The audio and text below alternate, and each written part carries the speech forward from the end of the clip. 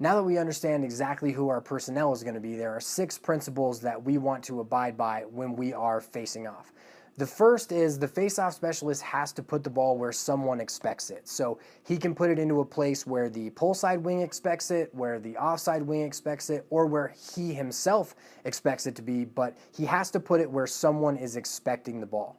The second principle that we need to make sure we're abiding by is that if our wings are locked, we need to make sure that we are winning those off-ball one-on-one battles, meaning we've got to take the opposing players out of the game. And so we're going to do that by using our ankles and our elbows to edge out and box out those players so that they cannot make a good play on the ball. The third principle that we want to make sure we are using is that if we're getting some cushion on the wing, that we are expecting the ball behind from our face-off specialist. So if I line up on a wing and I'm where I need to be and the player who is supposed to be guarding me is off on the other side, I need to expect the ball, because if I'm wide open and our face-off specialist wins possession, he's going to put the ball right where I am. And so I need to expect the ball if I have any cushion from the man who should be playing me. The fourth principle that we want to make sure that our players are doing is that once the ball is picked up and we have possession, that they're not just going off the field or not paying attention. They have to connect with the ball carrier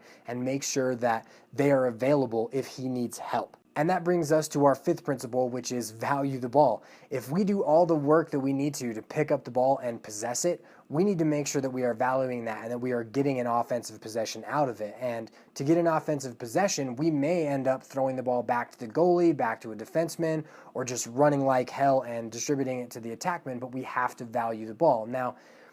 Brown did a lot of amazing things this year by really pushing in transition, but unless you're going to wholesale your whole program to really push for transition, we really want to make sure that we are valuing the ball and that we are helping each other and